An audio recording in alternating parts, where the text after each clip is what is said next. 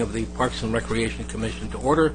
Record indicate that all commissioners are present and accounted for. At the same time, I'd like to introduce our newest commissioner, Francisco Barras, who is joining us and will be official after our city clerk takes care of the swearing-in ceremony for some of us. And without further ado, Commissioner Scher, if you would lead us in the Pledge of Allegiance, please. Please stand. I pledge allegiance to the flag of the United States of America and to the republic for which it stands, one nation, under God, indivisible, with liberty and justice for all.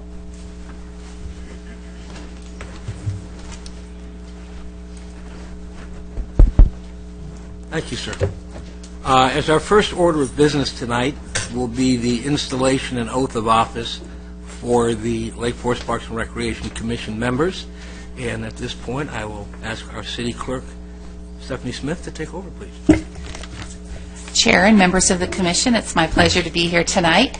As you are aware, on February 3rd of this year, the City Council appointed 3 commissioners to 4-year terms, and that's Commissioner Rosenberg, Commissioner Herron, and Commissioner Barajas. So to make you official, if I could have you stand, I'd like to administer the oath of office to you. And you can just do it from right there. But if you would raise your right hand and repeat after me. I, please state your name, do solemnly swear that I will support and defend the Constitution of the United States and the Constitution of the State of California against all enemies, foreign and domestic, that I will bear true faith and allegiance to the Constitution of the United States and the Constitution of the State of California, that I take this obligation freely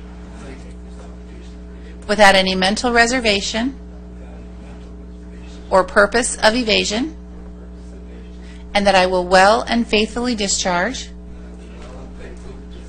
the duties upon which I'm about to enter. Thank you very much. Congratulations on your new term.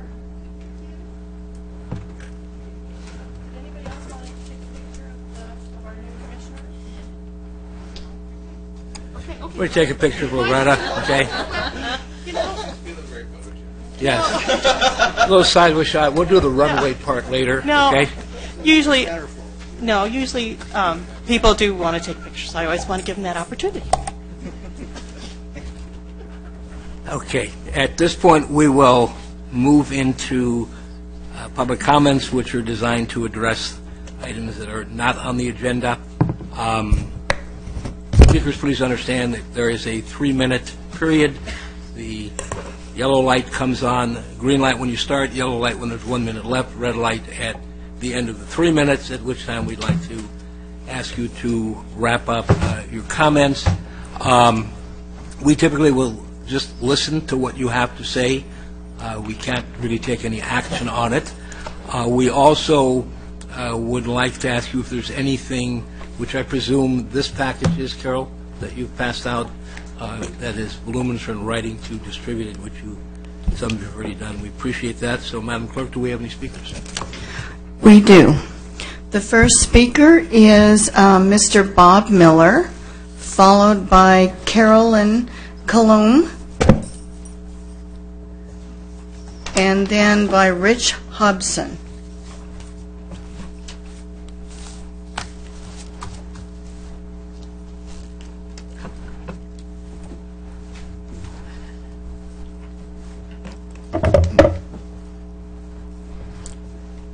Hello, Chair and members of the Commission. My name is Bob Miller, and I'm excited to be here tonight and ask Lake Forest to consider bringing pickleball, the fastest growing sport in America, to this great city. What is pickleball? A paddle sport created for all ages and skill levels. The rules are simple and the game is easy for beginners to learn, but can develop into a quick, fast-paced competitive game for experienced players. Pickleball combines many elements of tennis, badminton, and ping pong, played both indoors and outdoors on a badminton-sized court and a slightly modified tennis net. Played with a paddle and a plastic ball, made Pickleball has evolved from original handmade equipment and simple rules into a popular sport throughout the U.S. and Canada. The game is growing internationally as well, with many European and Asian countries adding courts. How to grow pickleball? We think it's a serious game with a funny name. Once the pickleball paddle is in a person's hand, they experience the pop of a wiffle ball. On the paddle, the game sells itself. We play pickleball just for the fun of it. We understand the fitness and health benefits that can be gained by seniors and young players alike, and to families that have found a game that crosses the generational gap that can otherwise separate us. Remember, we don't stop playing because we turned old. We turned old because we stopped playing. I would propose an outdoor sport park with a minimum of 10 courts, but if you can go with 12, would be ideal for the capability to have tournaments. With almost 3 years of playing and going to a few tournaments, I feel a pickleball sports park could support itself and bring increased business to the local businesses. Last weekend, we attended senior games in Palm Desert, California. They were full with over 300 entries and $50 an entry. Starting play at 8 a.m. in the morning up until early evening under the lights for 3 days. Pickleball was most attended event of the senior games. The tennis event was done away with lack of interest. We stayed in hotels, ate out at local restaurants, and bought items from the pickleball tournament vendors of clothing, jewelry, and paddles. Thank you. I would like to leave this also so you can get a better idea. Sit over here. Okay. Thank you very much. Carolyn Colomé.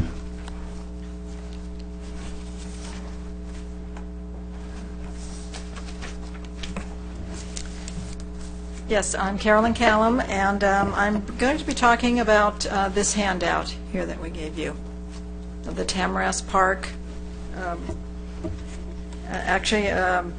The Tamarask Park ADA accessible walkway. And this consensus plan was a couple of years ago. I don't know if you remember, we had a lot of discussions about this park and where the placement of the ball field would be, and the restroom and picnic tables and things. So after we had several meetings, actually it was changed to its present location like this. And now I guess it's being proposed, if you look at the second page, to have the ADA access to be alongside the entrance roadway to into the park. And I live on Cali Madrid. You'll see the street there, and my condo overlooks the park. And one reason I bought this property, of course, was the location and the beautiful view. So I'm the first of a group of speakers that will be addressing about what our points of view are on about this new ADA access. And what we would like to have is where it's located, where it shows on this first page, where it's located. That's where we would proposing we'd like to have that. Thank you. Rich Hobson. Hello, folks.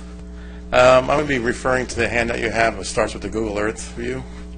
I appreciate the working with the Parks and Recreation Commission a couple of years ago, because we really did have a collaborative effort on creating the consensus plan with the homeowners to get the fields oriented the way they were. The first one you're looking at on page 1 just shows an overview of the area, just so you can kind of get an idea, an overview picture of where things are. It's atop of Peachwood. On the right, you have where Pinnacle and Serrano Highlands are going to go in. 85 homes are going to go in there, and you can kind of see all the homes that surround the park. I marked on there with arrows where the consensus plan says the ADA path would be going in, and I have put the other arrow for where the proposed ADA path would start. Then I moved down into looking over the playground, which is at the top where the consensus plan ADA path was, and it provides direct access to the playground for anyone using the ramp. And I talked to a number of mothers up at the park, and they like that because then they can just go directly into the park with their strollers or a toddler in tow. And it also ties into the ADA paths that go from the playground down to the ball fields. And then if you look at the street in that area also, it's pretty level and it has ample parking. So if people want to be parking or we want to mark off handicapped spots for people to use the ADA path, it's got a lot of area to do that. The next page, on page 3, is just an aerial over the area where the park driveway is now. The yellow dots represent all the trees and the mature landscaping that they want to take out to put in this proposed ADA path. It really opens up the homeowners to the park and anybody that's walking down the path and looking, and opens them up to privacy issues looking into their homes. The next page, on page 4, I put different views, which are the following pages, to kind of show you where I was taking the pictures that are coming up in these other pages, so you get perspective on it. The first one is looking, basically down from Tamarisk over the SCE generator down the back of the homes. And so you see that it's that tree line and all those shrubs that they want to take out are right behind all of the homes that are there. It'll ruin the aesthetics of the park. And you'll have the ADA path directly next to the driveway, which represents some danger for kids running out and those types of things. View B, which is the next page, is just at the opposite end of the homeowners along that path. You can again see how close it is to the back of the homes where they're going to be taking out all those shrubs. View C, I actually stood on the driveway and I looked into the homes. And this is where the park, what you're seeing there, those shrubs and trees would be taken out and the path would be put there, and you can see how that opens up access and privacy issues for the homeowners. So I wanted to kind of give you perspective on what if we put a path there and took out all this mature landscaping. View D is out at the corner. This is where it'll actually come in, the ADA path will start, and you'll have to change the slope there to put a 6-foot path at the top. It moves the slope closer to the homes. The concern would be rain runoff coming down and flooding the patios or flooding the homes. In view E, I just went down to the bottom of the driveway and shot back towards the condos and showing you what's there today that they plan on taking out. All this mature landscaping and vegetation and all those trees. The next one on view F is basically just the other side of the driveway where the park was renovated and no trees were put in to even grow up. It took years, but to even grow up and reproduce what we have today and those trees that they want to take out. And then the last one is view G. This is on the street looking up where the fire hydrant is and where there's limited parking where the ADA path would start. So that's where they propose putting it. It's a very downhill slope also for people parking there and then trying to access the ADA ramp. So in summary, we had a consensus plan that we worked out years ago, and we really liked working with the commission and getting something we can all agree to. And now it's kind of appalling that we would do a renovation on a park like that, and we would leave out the ADA that was in the plan. I mean, it's legally known you have to have ADA access to the park, and it was left out. And now they want to go through with a renovation plan, and you can see the decimation of what it'll do, the privacy issues for the homeowners, criminal elements looking into homes. So we think that, having it where it was proposed in the consensus plan is more convenient for the surrounding community because you have a lot of homes going in up there. It's preferred by people who use the park today, the moms we talked to. It ties into the existing ADA path between the playground and the ball fields and provides much better parking at the top, as well as the privacy issues. It mitigates all the privacy issues for the Cali Madrid homeowners, as well as noise issues they might have. Maintains their home values, and also maintains the mature landscaping and park aesthetics. So what we're really asking the city to do is really to step up and honor that consensus plan. You have to have a legally required ADA. They overlooked it. It should have been part of the budget process when they renovated the park. So we would like to have the city honor what they did in the consensus plan and put the ADA ramp where it was originally planned. Thank you, Mr. Johnson. Thank you. Next is Pat Wayne, followed by Lorraine Greco, and then Rich Wayne.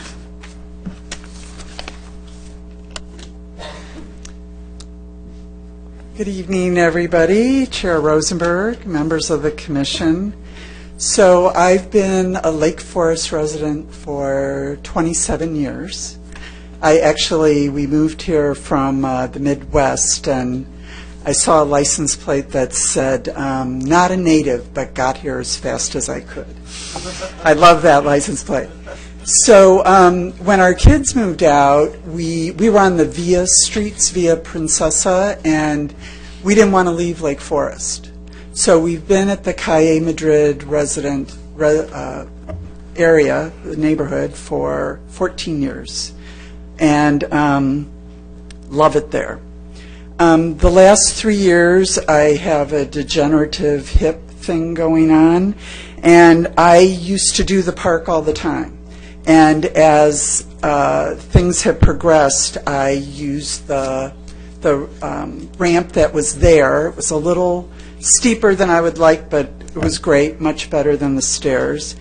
So as a homeowner and someone who's been dealing with a disability, I want the ramp on the side in the consensus plan. I actually tried the park before all of this came up and got down the stairs, so I came back up the driveway and I had 2 cars behind me waiting as I went up.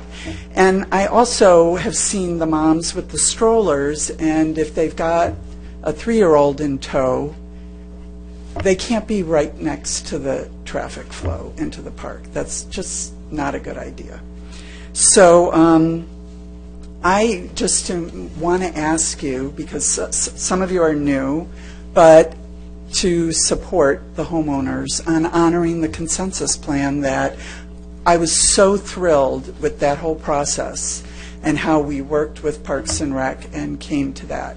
It just was a win-win across the board, and we just want to see it honored and not have the city, and we don't know how this snafu happened, but it happened that they did not put the ADA ramp into the park when they were in the middle of construction. And that's really when it should have been addressed and put in. So thank you for your time. Thank you. Lorraine Greco.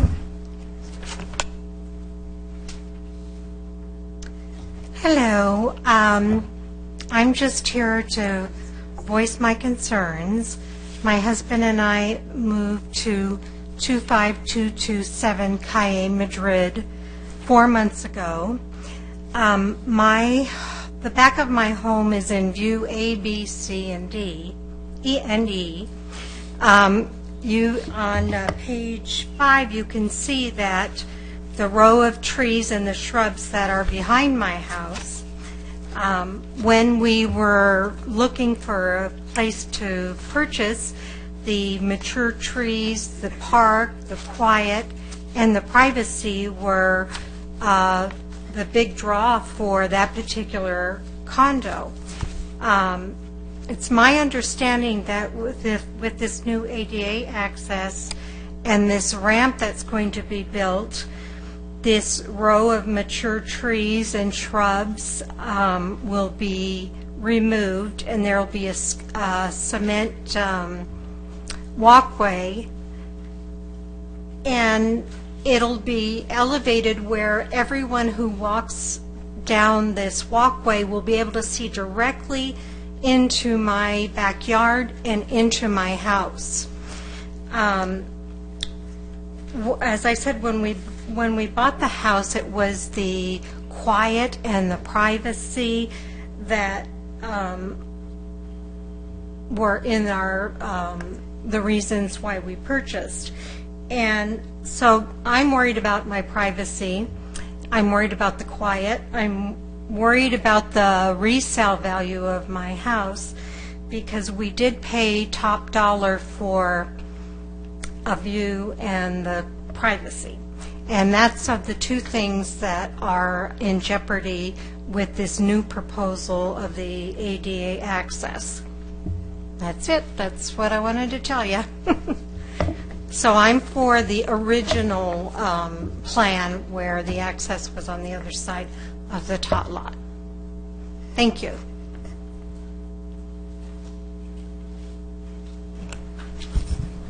Rich Wayne.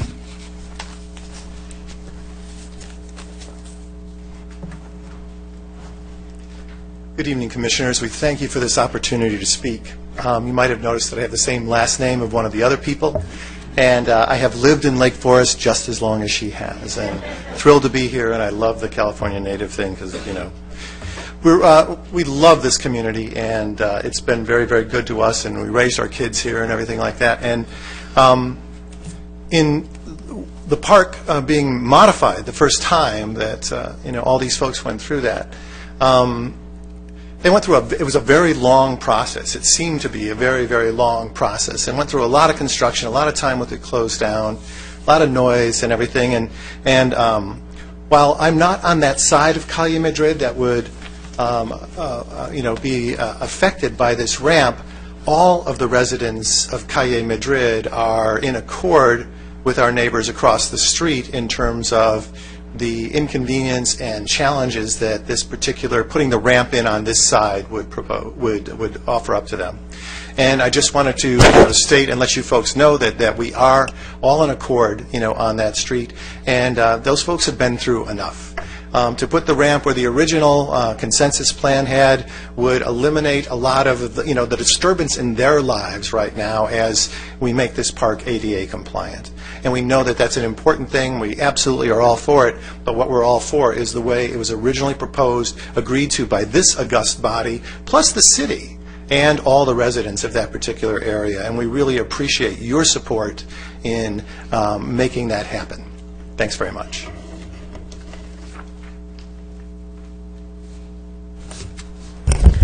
Scott Jones, followed by Ron Spess, followed by Jack Sikafus.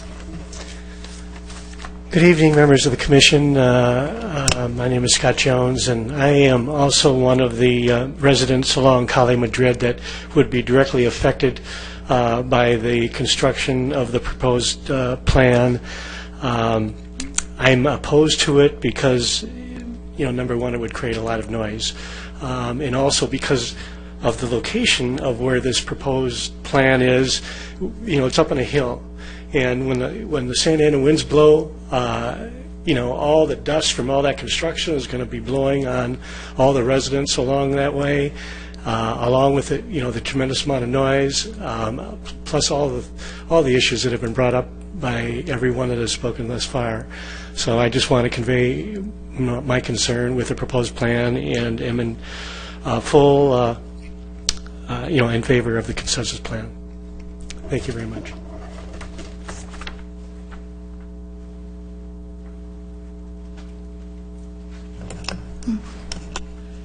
Good evening. I would just like to echo some of the comments made by my august neighbors. Pat, for example, pointed out the danger of putting an ADA ramp next to a road. Most of us here have probably had children, and when you see women with strollers going down any kind of ramp, usually having one or two other kids along the way, you know what, and I know, even though that ADA ramp might have handrails on either side, it's just going to be nasty when little kids cross and go into the road. So we're trying to let the city know that very rarely do you see ADA ramps running parallel to roadways, and there's a good reason for that.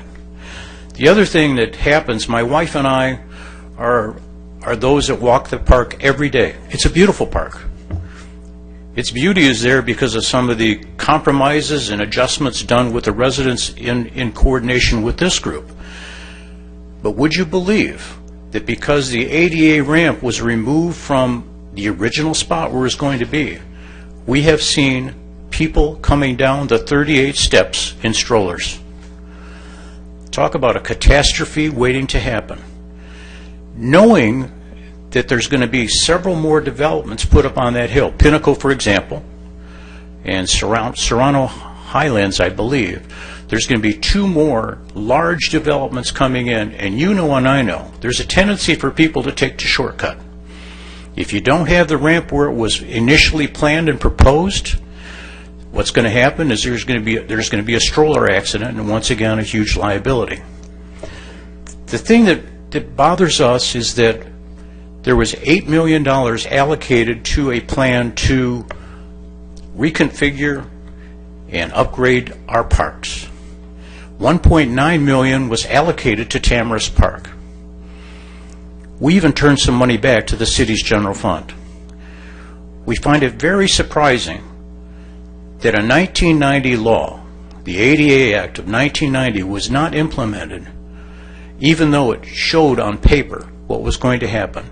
And all of a sudden now, all of us are put in a crisis mode to respond to something that should have been put in all along.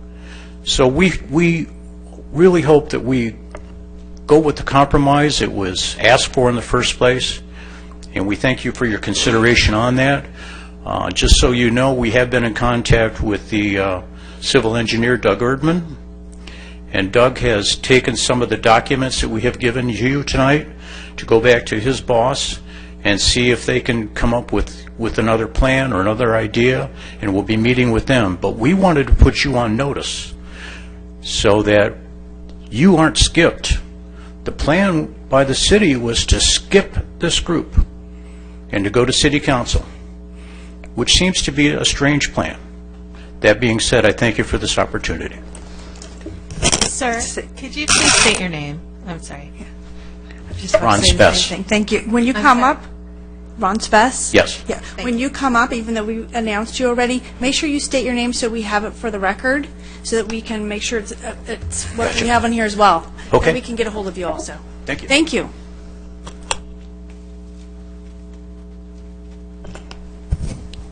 Jack Sigafus.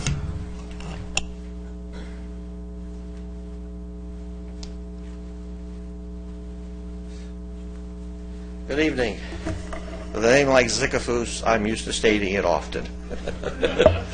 The name is Jack Zikafus. I've been on the San Remo Villas board for probably about the last six and a half years. Prior to that, I was also on the Serrano Highlands Master Association board, and probably for about 8, 9 years.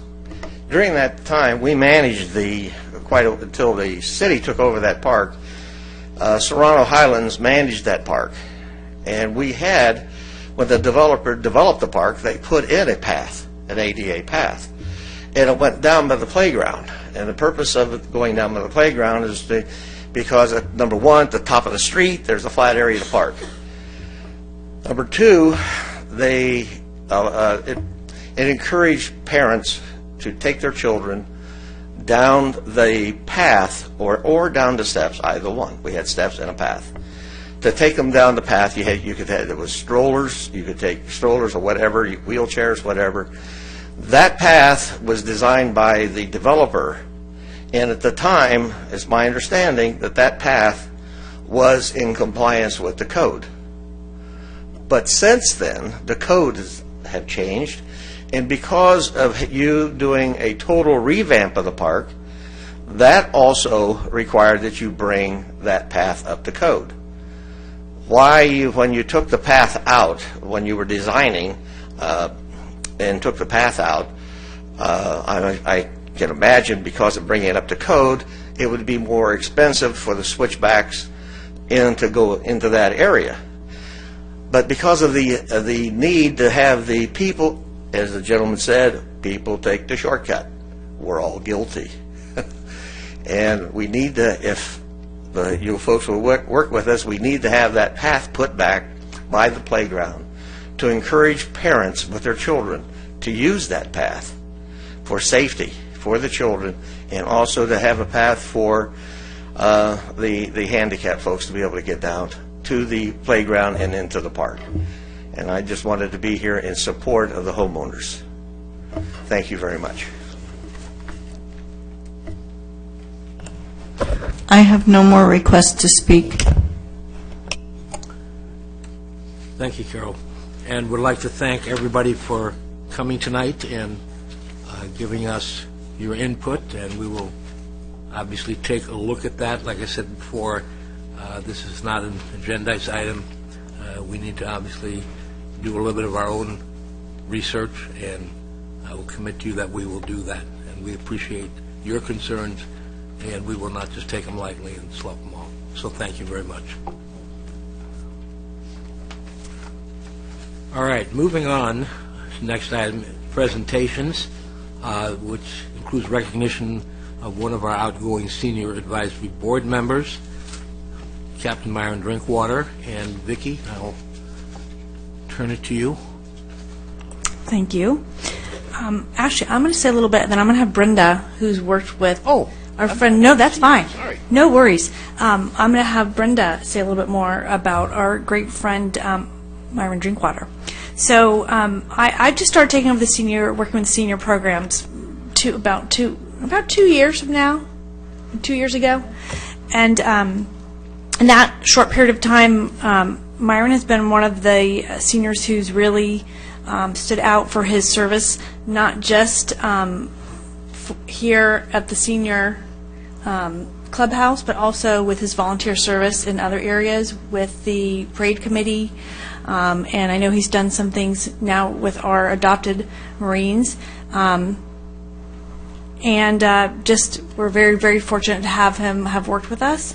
And so we're really sad to see you not be on our board anymore, though. But we're glad you're here tonight for your recognition. So, Brenda, I said my little 2 minutes. You go ahead now. This is hard because Drink, we know him as Drink and not Myron, hence the last name Drinkwater. But when you look at an individual that gives back to the community as Drink has, we know that we are so appreciative. And he runs a tight ship. Let me tell you, his background is Navy. And he is a volunteer, and he would come every Thursday and support our staff to help set up. And on Thursdays, we are serving between 130 and 150 meals to our participants. And, as our staff last year, Drink was unable to come on Thursdays, and all of a sudden staff said, what are we going to do without Drink? And but he is here tonight, and on behalf of not just our staff, but as well as our senior participants, we thank you for all that you have done for us. Thank you so much, Drink.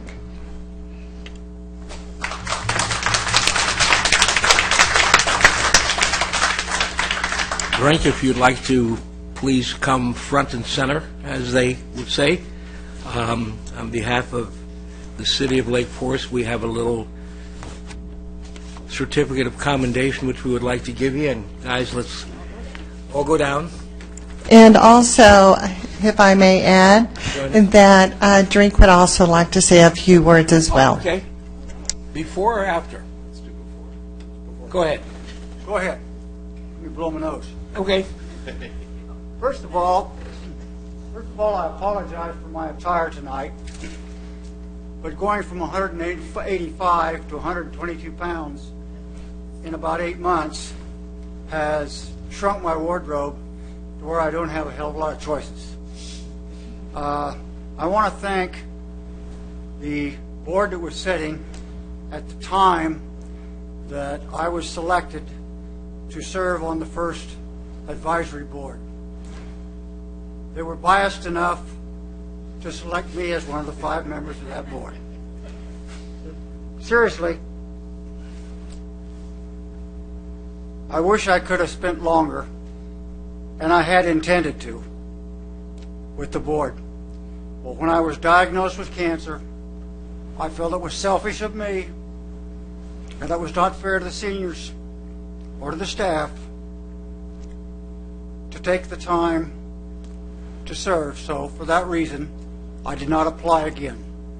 But I thank you for the opportunity, and I can't wait to get back on more of a full-time basis in that kitchen. I know my way around the kitchen.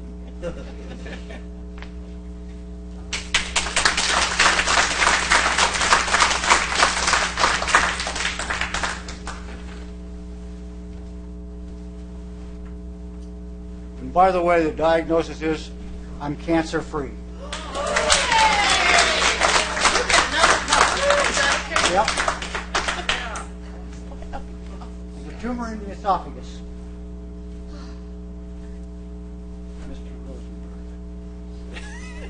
He says it like a very ominous. You know, I thank you for showing enough interest to show up at almost all of the board meetings that I attend. Pleasure.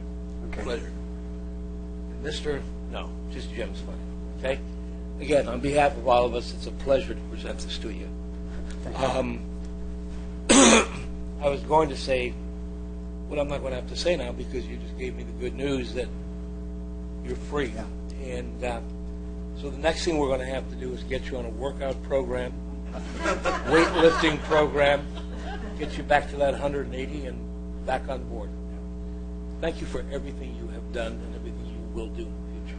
Well, it's been a privilege for me, Jim. Thank you. It's been a pleasure.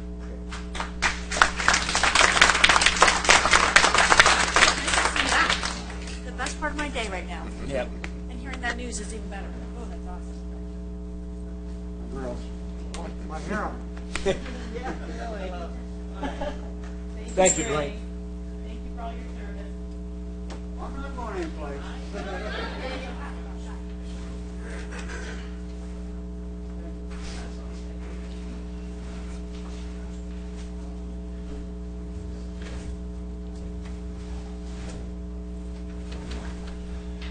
Great news. Very good news, yeah.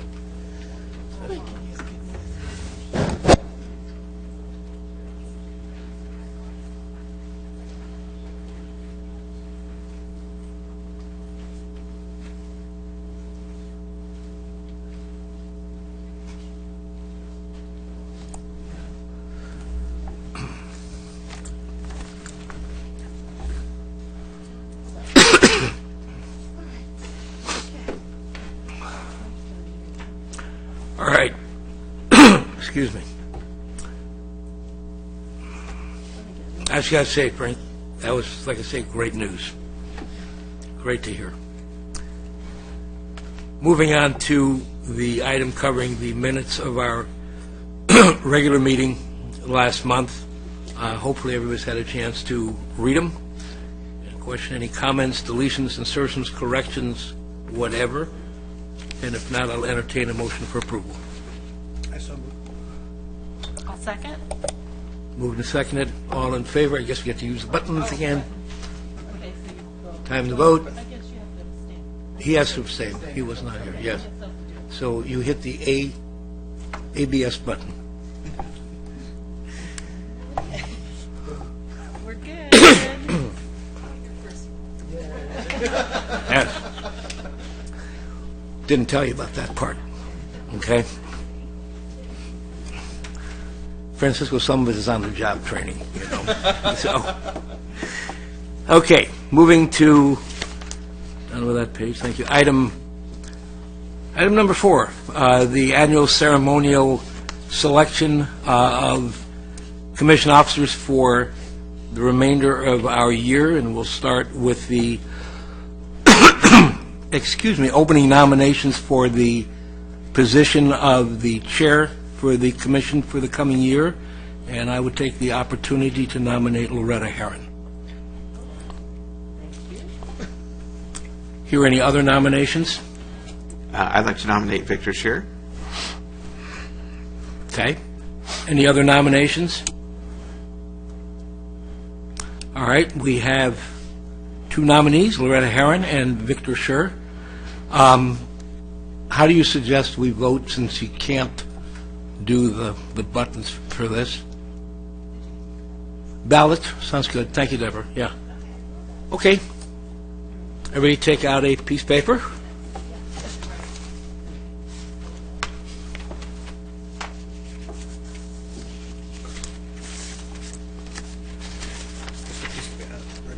Yeah, piece of paper is fine.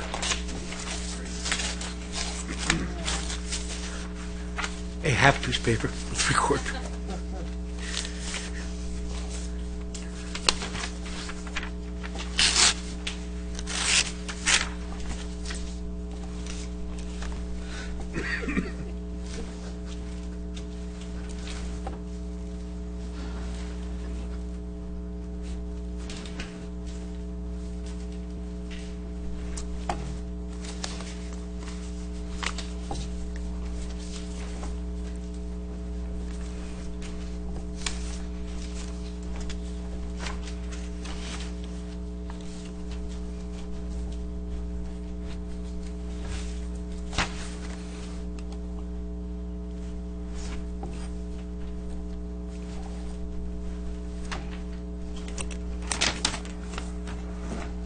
We have one vote for Victor Scher.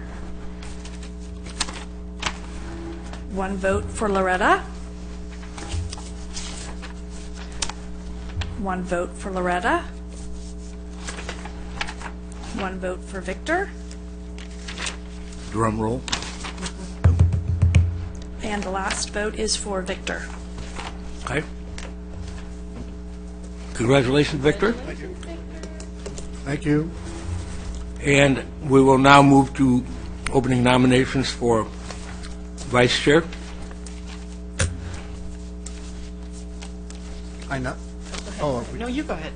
I nominate Jeff. Any other nominations? Okay, I guess we can all vote on that one. Pretty easy.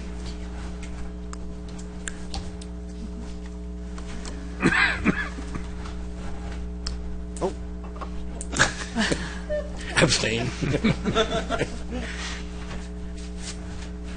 The board all green? It's all green. Dive, okay. And Captain, I was in the Army, so, I picked it up from movies. All right. Congratulations to both of you. Thank you very much. Moving on to our Senior Advisory Board members eligible for the Jim Sachs Award. Brenda or Vicki or both prepared some material. I'm going to go ahead and do part of the presentation on that. Okay. If you have questions, Brenda is much more familiar with this, having worked with this for a little bit longer than I have. So tonight, Chair Rosenberg and Commissioners, what we're bringing before you is an item to make recommendations whether or not Senior Advisory Board members can be eligible for the Jim Sachs Award. In the past, we have had the Jim Sachs Award nominees taken to a board that decides on who the person will be, and we have gotten votes that haven't had the names of our current Senior Advisory Board members on them. And where this becomes very interesting is that, if you remember, it was either last year or the year before, you decided to have the Senior Advisory Board members be part of that voting committee. So we're looking for some recommendations on whether or not you feel that we should have them be eligible for the award themselves. Mind you, they are volunteers. They're not appointed. They are, they come in front of you to be chosen. But where it becomes an interesting quandary is when they are in the room to be voting on who that person will be. But they are volunteers who do put in quite a bit of time, and that's why their names are and very recognizable within the senior community. So we're looking for some ideas of whether or not you think that, is a possibility. Brenda, do you have anything to add to that? Yes, in fact, just as a side note, that our nominations will be closed on Thursday, February 26th. And again, we still have a window of opportunity for individuals to be nominated. And so if, you can come to a conclusion tonight, we would so appreciate that, because it is the participants are asking us, are they eligible? So at this time, we're turning it over to you.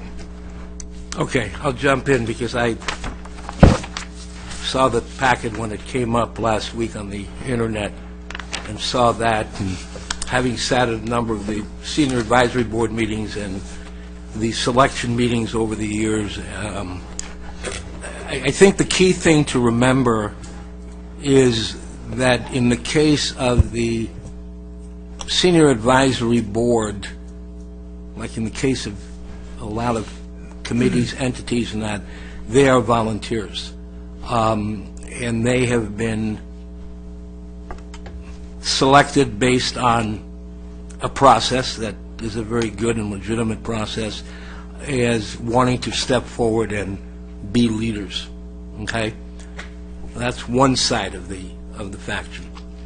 The other part is it presents, as was expressed by the senior board members themselves, a very interesting quandary.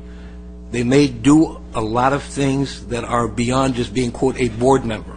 A lot of boards and committees have members, but it's still the old 80-20 rule, that 20% do 80% of the work, and that typically applies to groups like this as well. So should they get the recognition that they may deserve, or should it be taken away from them because someone said, well, they're a board member and they sat in on the on the selection meeting? I think the other thing to remember is that the selection meeting includes a lot of other people with a different level of familiarity with the candidates for the Jim Sachs Award, which range from very intimate knowledge of them to none, where there's simply a name, and they've seen a piece of paper that something's been scribbled on, and that says that Mary Jones is a great volunteer. She always makes sure that table 7 has coffee, as opposed to the other 12 tables that, are there, or whatever. I think the most valuable part of what has been contributed at the selection meetings is the input that has come from senior board, the 2 senior board members that attended, and in this case Brenda, who attends as well, who knows, and Vicki, because both of you are intimately involved with the program. So when it comes down to the actual vote itself, it would be a very simple process to understand that the senior board members, by virtue of being senior board members, are involved. And what I have seen over the last 4 years, that the people on the senior advisory board are not the 80% of the committee that do 20% or less of the work. It's a little bit different. They're very involved with the day-to-day ongoing. And maybe they should just be recused from casting a vote, per se. That it isn't, oh, they voted for themselves, that was 2 votes, and, counterbalance. And based on the input given by them, about the other people that they know, and by the coordination that runs the program on a day-to-day basis, I think that the selection typically will be the right one. I think from experience, having sat through it and looked at and listened to some of the arguments in favor of selecting eventual winners of the Jim Sachs Award, I would honestly say that, again, in my own and personal humble opinion, that the contribution of the winner was probably not anywhere near as great as 2 or maybe 3 members of the advisory board. And I didn't hold it against them that they were a member of the advisory board, so should not be able to partake in being considered for an award. So I think the bottom line is, procedure-wise, they don't get, quote, a vote, per se. But they should be considered eligible for it.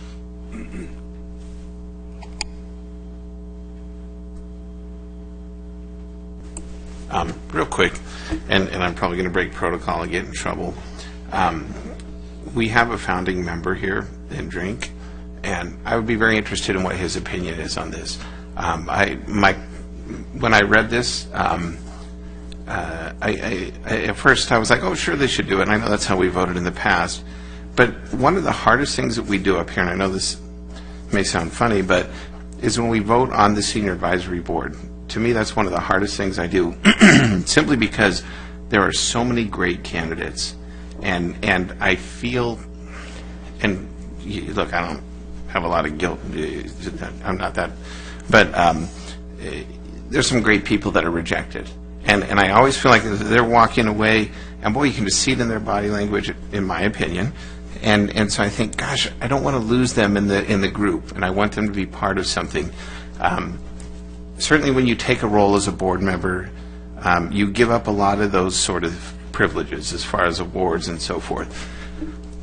But unfortunately, I haven't been to the board meetings because of work, of course. But so if it's okay, Mr. Chair, if I could have a little leniency, I'd like to invite Drink up to speak, because I'd really like his opinion on this, because I think he's a founding board member, and I think he'll have a lot of insight for us. So if he wouldn't mind coming up and maybe giving us his 2 cents, and I'd be interested to hear what he has to say.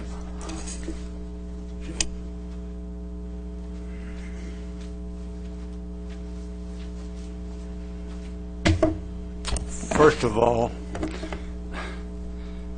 I stayed tonight just to see what you were going to do with this item. Yeah. And I didn't expect to get called up here, but since I have been, I can see both sides of it as well. For other reasons, and prior to there being a senior advisory board, I was a Jim Sachs recipient a few years ago. Again, I say I can see both sides of it. Personally, and this is me personally, okay, I feel that being selected as a member of the Senior Advisory Board is of and in itself an honor, maybe not equal to the Jim Sachs Award, but pretty darn close. And for that reason, I would say if I were still on the board and were nominated, I would want my nomination pulled. I would not want to be considered. I don't know whether that's what you were looking for, Jeff. No, but that's all personal. And I think Okay. I would be in the same. Okay. I'd be the same way. But we're both Navy guys, right? So I think that may be having something to do with it. But Anchor clankers. yeah, it's been a long All right, time. since but- we're going to start inter-service rivalries, okay? Yeah. Victor, when the caissons go rolling along, remember that one. No, and the reason that I did not call Drink up, because I knew exactly what his answer kind of was, because I was at the meeting when he stated it. And you know, it's a tough situation, but I kind of still believe at that, with what we're talking about, the concept of volunteerism, just in a very pure sense, we should recognize the contributors, the real serious contributors. So it's a two-way thing. The program wins either way. Just want to be as inclusive as possible.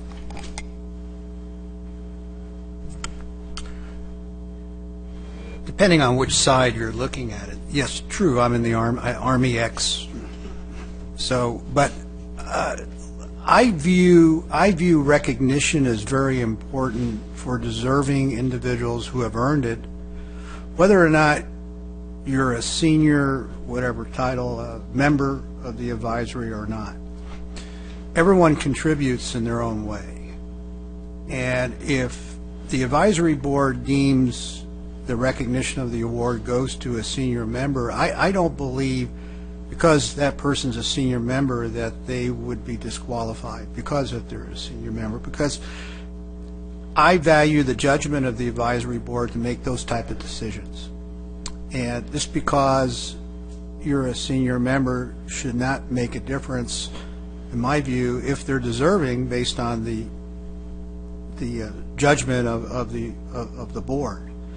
So my feeling is that we shouldn't provide roadblocks, that they're all volunteers, they're all dedicated, and if the belief is that this is a deserving individual, I believe that they should be recognized if that's what the vote would be for that individual, and not be disqualified because of any reasons, whether it be a senior, they're a senior member, as I understand it, a senior board member or not. Thank you.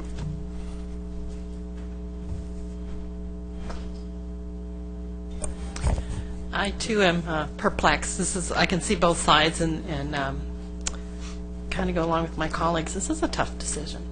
I agree they should be recognized, but at the same time, I understand it's awkward if you're on the committee. So I tend to go along with Jim's point that they can abstain from, if they are nominated, to abstain from voting for themselves. But also, taking into what Drink had said, if they feel that strongly, then they can always pull, if they get nominated and they feel that strongly, they can always pull their name out. So, anyway, that's where I'm at. So, Let me jump in. I agree with the fact that we trust the board to do what's right, and the individuals, if nominated, will trust their own conscience in their own view. I also agree that, yes, they should not be permitted to be a voting person if they're nominated. But I don't want to have any obstacles, particularly to a deserving individual who feels that they earned it and that they are been nominated, and let us trust the system to do what's right for the individual. Thank you. Go ahead, Francisco. Sure. I just wanted to say that the fact that, if they're on this board, it already shows that they're amazing volunteers and they're so involved. And I think that, if they're deserving of it, then their peers will recognize them for it. And I think if people want to vote for them and nominate them, then they should be given the ability to recognize their peers, but also to abstain from voting for yourself. Yeah, I think I'm kind of leaning towards Drink's recommendation, and I'll tell you, if it was if it was a bigger group voting, then it feels better. And sometimes perception is reality.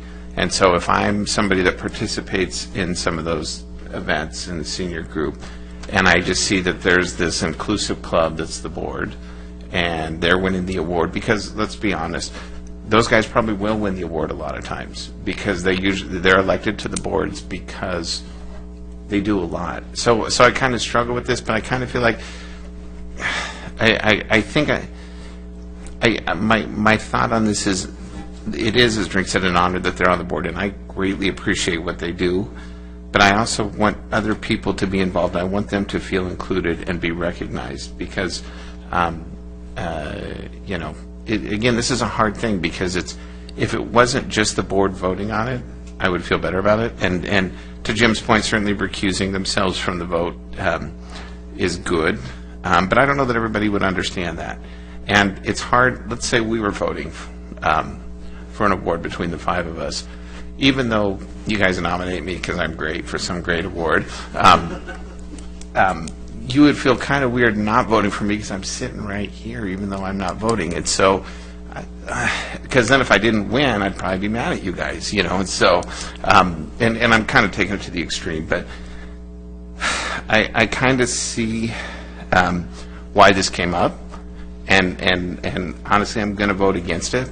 And just so you guys understand where I'm coming from, it's not that I think that I don't want to limit certainly a deserving person from getting the award, but I also think how we have the system set up, and it's not wrong, but I think that it's probably, and maybe we have to wait until we have the next election or something and say, hey, by participating in the board, you're not eligible for this because you're on the board, and we acknowledge that we really appreciate what you're doing. So anyway, I guess I'm probably not making a lot of sense, but I will say that Drink, I really appreciate your input, because I was kind of thinking along the same lines, and that's the way I'll be voting.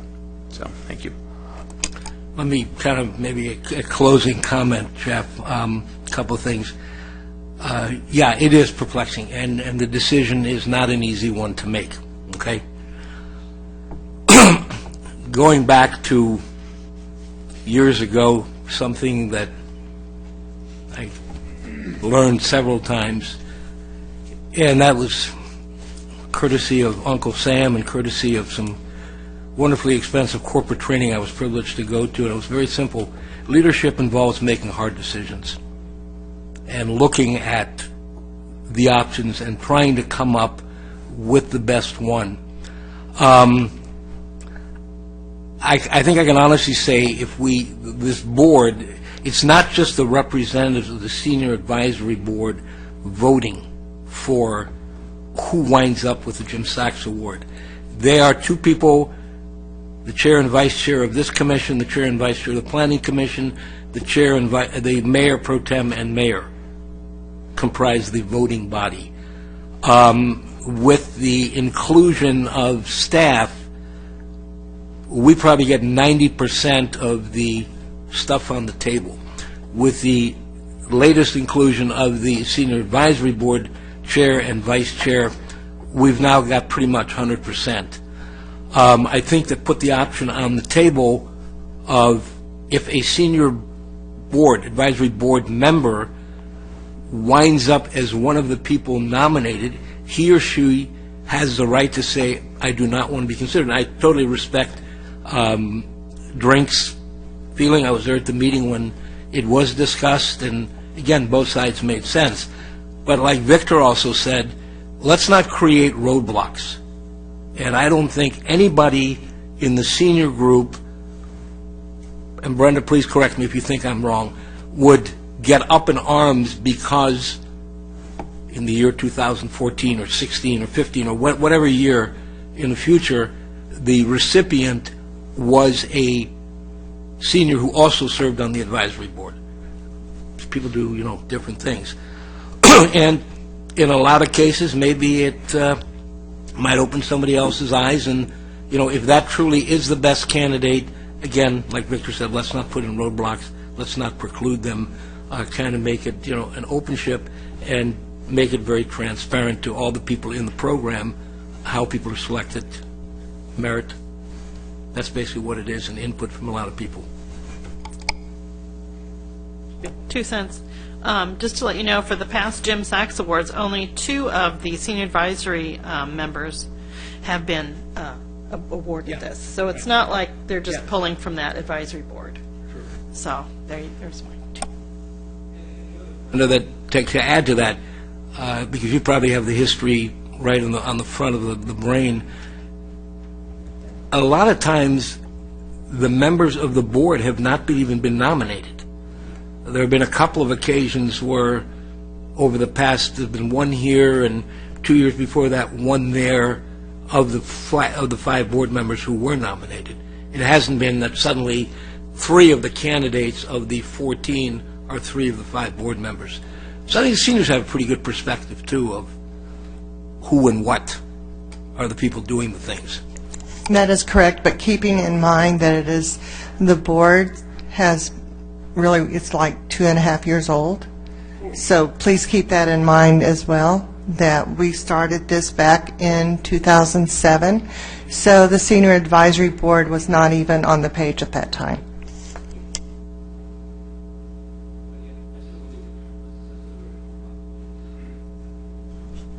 Okay, one more go around. This is my last comment. Yes, correct, Brenda. This is a work in progress because the advisory board is developing each year, and there's always going to be fine-tuning of how this is going to work because the commission has not had any experience in the past. And obviously, the progress of the advisory has come a long way from its origin, the beginnings, into today, and it will continue to develop. Again, we will watch this carefully. If it means that additional adjustments need to be made, we certainly can address it. But I am convinced, with full confidence in the way it's working today, and I feel that removing any obstacles, at least for now, until we get a recommendation from your department otherwise. Thank you. Okay, having heard everybody, should we take a vote on it at this point?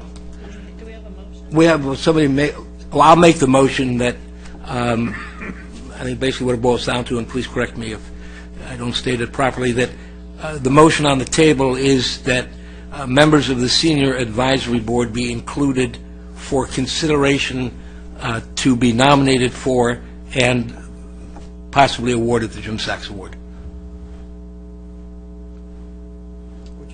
Is that? Restate the motion. I will restate the motion. The motion on the table is that members of the Senior Advisory Board, the 5 people, be eligible for consideration for nomination and potential selection as the Jim Sachs Award winner. Should we not amend the motion to include that they would disqualify themselves from voting if they're nominated? Yes?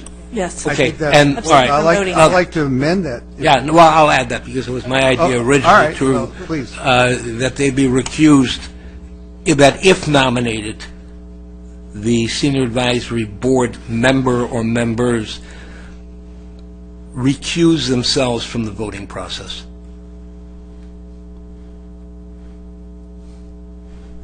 I second. Moving second, I guess we'll do all in favor hit yes, all opposed hit no, and all who, whatever, abstain. Okay?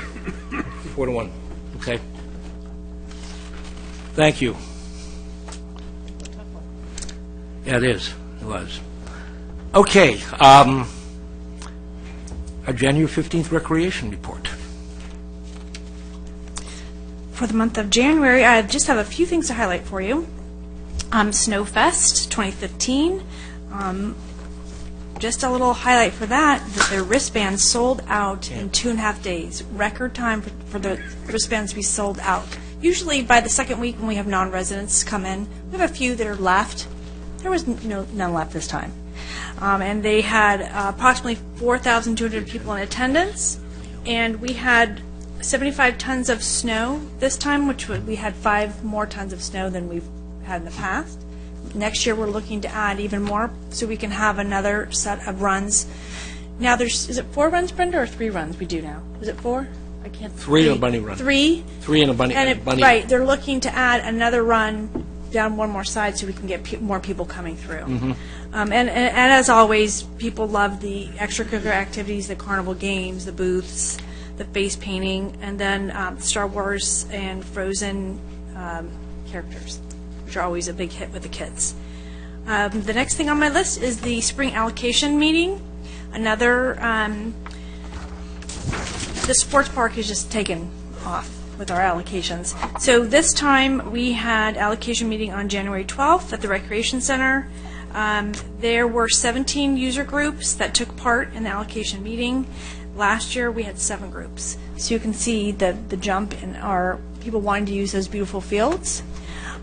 Everybody got pretty much what they wanted, except for people who wanted some more time at the sports park, which is obviously it's a hot commodity. They all want to be there, but majority of people got time at either the sports park or the other fields. So that was very successful that we're working through that allocation process for the first time. Next, for the Sports Park and Recreation Center, that we had a full bus of the seniors go for a tour, and on January 21st, and they loved the park, and we had our first walking club at the sports park on February 3rd? It was the first Monday. First Monday of February, so you'll hear more about that in next month's rec report, but I just wanted to let you know that the seniors had a tour, and then they went there and loved going on the walking club. So that's my rec report for January, and I'd be very happy to answer any questions that you may have. Anybody have any questions? A question, Yes. clarification. Yes. On the wristbands, do you have any feel what the proportion of residents versus non-residents were? Well, the first week is all residents. Right. So it sold out to all residents. There were, as far as I know, no non-residents that were available to get wristbands. So first choice is the resident. Exactly. And if there's anything left over. Yeah. So in past years, basically we have 2 weeks of sales. The first week is for residents, very similar to what we do for our recreation programs. The second week is for non-residents. Well, we sold out in the first 2 days of the first week, so there was no wristbands available for the non-resident week. So if you add another run as what you're proposing, does that mean you're going to expand the number of wristbands? Yes. And chances are very good that it'll still be sold out with residents. After selling out in 2.5 days, this time around, yes, it'd be very, very much so. Very good, thank you. Yeah, I have a quick question regarding, one quick question. On the back page regarding Kids Factory, Yes. I mean, the numbers blew Yeah. me away. That's like the population of 82% of cities in the Midwest. Let me a reminder in regards to the numbers that you're seeing for attendance. Reminder that those are numbers of days attended at a program. So they're quite large, but they are large for the amount of kids that go to that program as well. True. So you're No, I looking at- understand. Yeah, the Gates Elementary School in particular has quite a large Yeah. population that goes there. Yes. The question was really related to the double asterisk schools that during inclement weather, Yes. therapy will work. The Kids Factory is closed. So I'm making an assumption that at the other campuses, there is an indoor, quote, alternative. Yes, they have an alternative that they can use at the other schools, whether it be a classroom or the multipurpose room. Gates and Olivewood, and I'm assuming this, but I'm pretty sure that they have other programs that go on in their multipurpose room that utilize it during the time that they need to have it for rainout days, and so they're not able to go inside. Could With possibly, and that's kind of what I assumed, an Yeah. inquiry be made to the school district to see if, sometimes something happens historically, Yeah. that they had a program Yeah. 2 years ago, Yeah, I can definitely and ask them it's about now, that. while we can't go indoors because drama may be using and drama now isn't using it, Right. or whatever, or see if there's other alternatives, because those are some huge numbers as Yeah. opposed to schools. And I will definitely make that phone call and ask them about that. The other Okay. part of my question will be, can you not go inside because you have such a large amount of children? Right. At one Right. time. And maybe that Yeah. it is too large, or that they could accommodate part of them, or something to that effect. Yeah. Might be, again, considerations that can be given. Just another comment real quick on Snowfest, and hopefully maybe put it in the record or something.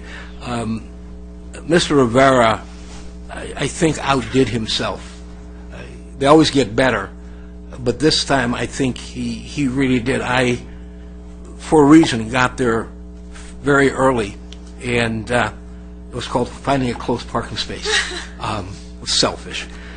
And there was hardly anybody there but people who were working, and Ron came kind of bouncing out of the canopy and saw me, and his eyes were kind of spinning, and he said, "Did you see the stage? Did you see the stage?"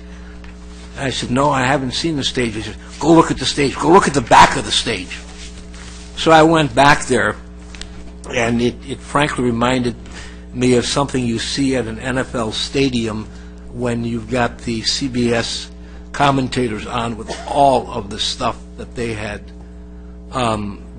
back there, and the pyrotechnics and the mechanics and the sound systems and all of the other things, and the whole litany of characters that he had this time. So he said, I think I topped myself, and he had a sad look on his face, and I said, yeah, just wait till next year. Yeah, exactly. But I just think a marvelous job. I think that's part of the reason why it is selling out so quick, too, that people are realizing that this is a really neat event. Don't hang around and hope there'll be a ticket left the week before. Right. Which is wonderful. And the way I look at another run being added, that's 500 more tickets that you can sell for it. 500 more people can enjoy the event. Exactly. So, another great.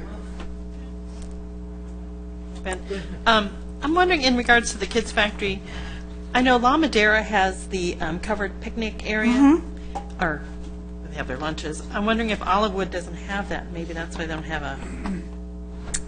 Yeah, I'll ask them about what they're, Yeah. My knowledge has been that they find an indoor location for Oh, okay. them. All right. But that might not be the case. I'm not sure how big the La Madera cover is. You know, does it Well, drop it's down over all more? their lunch table. Yeah. So that's a big. I'll get a designation between. Is it really? Are you really going indoors, or are you going underneath a shaded Right, area? yeah, because I think, pretty sure the PTA at La Madera paid for that shade structure Yeah. over the picnic tables, or lunch Okay. tables. And so maybe that Olivewood doesn't have that option at this point, so. Yeah, I'm not sure. But I will find out and let you know. Okay, and then also I was going to ask you, okay, what is this picture of? Is it one of our princesses? Is that Frozen? That one. Okay, mine's not in It's color. confetti. I got that part. It's over by the, did you got it? Color, Brenda? I think it's one of the princesses. It must be one of the princesses. Is it the Frozen princess? With, I know that Ron had talked about having confetti. Lots of confetti. Lots of That part, confetti. Yeah. Okay, all right. Well, I wasn't sure. It's kind of a small picture, even with my glasses on. I know. So, okay. And my kids are all too old now to watch these movies, so I get very sad, and I do go to Redbox every once in a while and get them on my own, which is that even more sad that I do that? No. But I want to know. I want to be in the in. I want to be in the in crowd now. I am with you, and I do that as well. Okay, good. Yeah, I get mine from the library. But yeah, okay. All my nieces live too far away. Yeah, I mean, I know. which is- I know. But I was just trying to figure that out because it was kind of like, Yeah.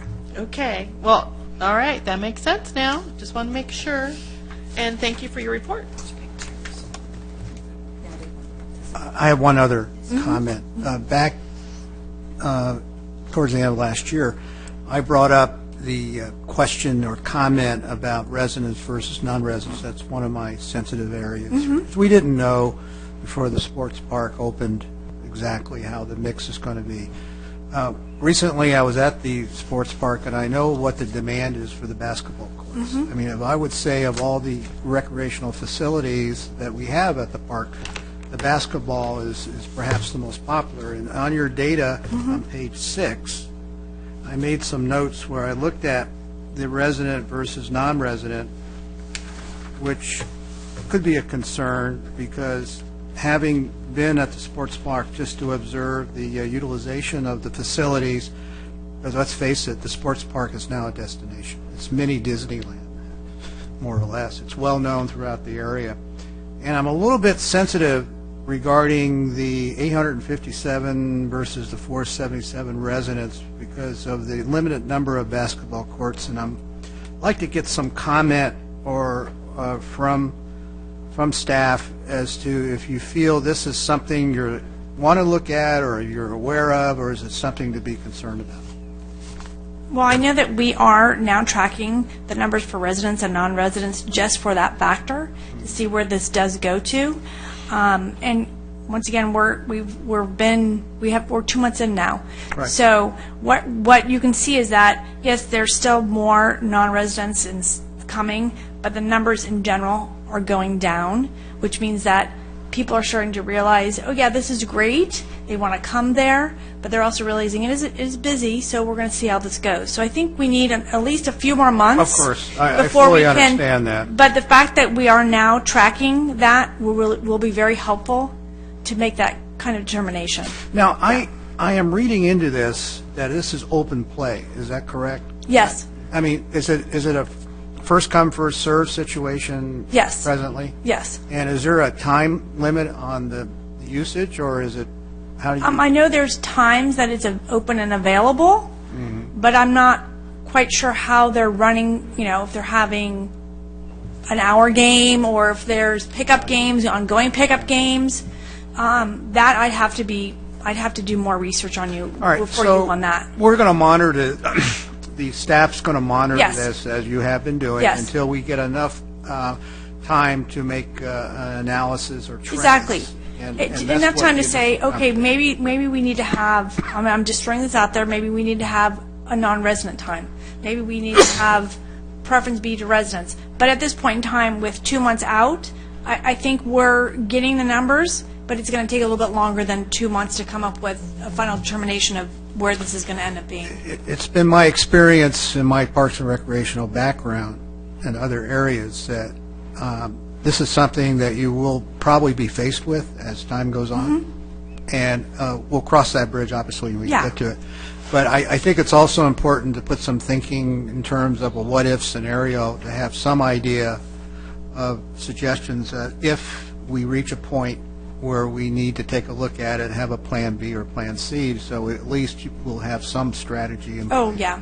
And Which it- I'm assuming staff Yes. is already... And we're very fortunate that we do have so many colleagues within our field that we're able to call and get ideas about how are you working with us? How are what have you come up against in this area? What has worked for you? What has not worked for you? But I think we talked about this in past conversations as well.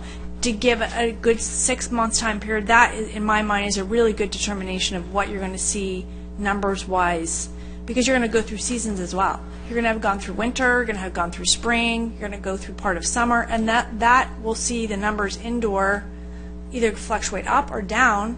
There's outdoor courts as well. So I think that 6 month time period will be a good way to look at this. Very good. Yeah. And maybe I can piggyback on that. Yeah.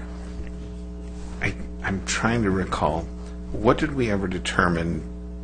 Did we finalize the fees, or were we waiting until we did an evaluation? Because I think, to your point, Victor, I think, of course, me, I like to charge for everything for non-residents. And so I think a fee structure would definitely make a difference there, because it would help pay for it. And I think we talked about this, but I don't recall what we finalized. We did, and with an idea of, going through the process and then letting it be evaluated after 6 months.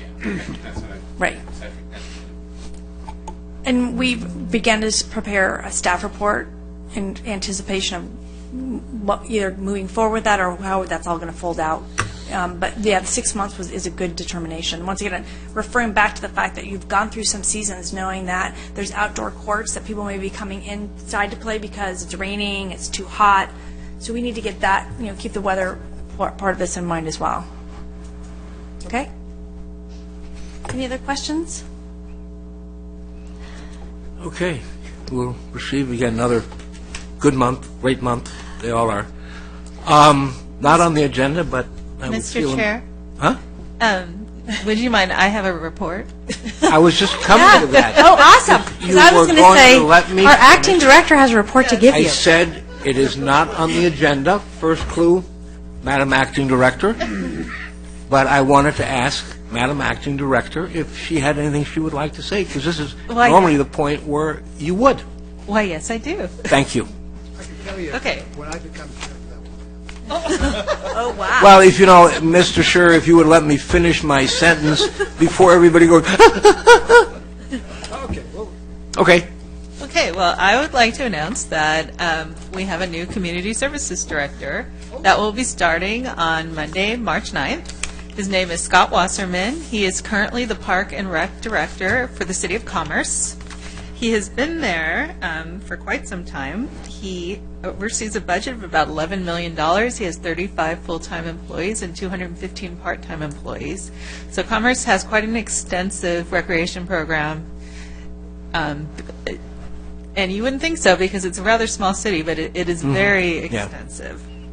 Prior to that, he managed neighborhood and park initiatives with the city of Santa Monica. He started his municipal career actually with the city of Pico Rivera. He was a rec manager there for about 5 years, and he spent 1 year as their public safety manager.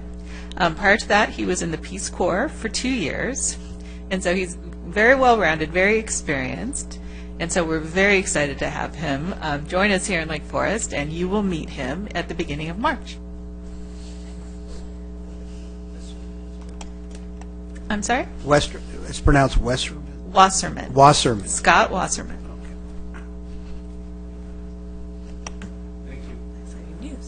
Thank you for my con. Okay, you all right? Yeah. Ladies over there, all right? Okay, have some faith in a guy, We guys need to unite I about didn't even realize that there's all 4 of us over here tonight. cartoon Yeah, movies taking that over. the gals go Yeah. rent at Red Box, and we don't do that, do we? We rent old World War II movies and whatever. Okay. Yeah, I know. God bless you all. Be tough without you, that's for sure. Time to kind of do the third base and heading for home with our comments, and I'm going to exercise chair prerogative this time, and I'm going to lead off, and then we'll go from, again, around the room, a little different order. Why not mix it up a little bit? I think a couple of real quick things. I'm not going to go through the litany of events attended because I'll try to save that time, but again, a lot of them, a lot of great things happening. One kind of housekeeping, maybe welcome aboard chore, Carol, if our budget hopefully can accommodate appointing our newest member of the clan in a polo shirt. If not, the penny jar is pretty full. I think we'll shake it out and come up with a few hundred pennies or something. Okay, so maybe if you give her your size, and we got some this last year, and we can all dress up and they can look at us and whatever. Halloween will be coming soon enough. We can wear them for that. I think having done this for a long time, and I think Loretta, who has walked side by side the same steps during those years, could probably attest to. I think we've come an absolutely phenomenal way since we had some bizarre facilities. Community services was a part-time director split by, I think it was a manager at the time, split with other duties and things like that. And